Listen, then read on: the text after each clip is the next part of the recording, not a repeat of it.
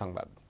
প্রশাসনে বসে শেখ হাসিনার সরকারকে ব্যর্থ করতে ষড়যন্ত্র করছে আমলারা, এমন অভিযোগ করেছেন আওয়ামী লীগের প্রেসিডিয়াম সদস্য শেখ ফজলুল করিম সেলিম। তিনি বলেন, বঙ্গবন্ধু শেখ মুজিবুর রহমানের মতো শেখ হাসিনার প্রশাসনকে অকার্যকর করতে মাঠে নেমেছে কয়েকজন প্রশাসনিক কর্মকর্তা। বিকেলে যুবলীগের প্রতিষ্ঠাতা চেয়ারম্যান শেখ ফজলুল হক মনির ৭০তম জন্মদিনের আলোচনায় এসব অভিযোগ করেন তিনি। যুবলীগ আয়োজিত আলোচনায় শেখ মনির স্মৃতিচারণ করেন সংসদ উপনেতা সৈয়দা সাজেদা চৌধুরী। আলোচনায় যুবলীগ ও আওয়ামী লীগের কেন্দ্রীয় নেতারা উপস্থিত ছিলেন। আজকেও সেই আমলাতান্ত্রিক জটিলতার কারণে আজকে জননেত্রী শেখ হাসিনা তার সেই ঘোষিত কর্মসূচি বাস্তবায়ন করতে বাধা সৃষ্টি হচ্ছে।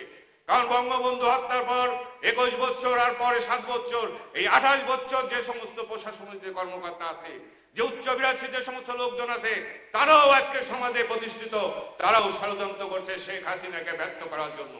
যুবলীগকে সমস্ত ষড়যন্ত্রকে রুখে দাঁড়িয়ে শেখ হাসিনা যেমন ব্যর্থ না হয় সেই জন্য কাজ করতে হবে।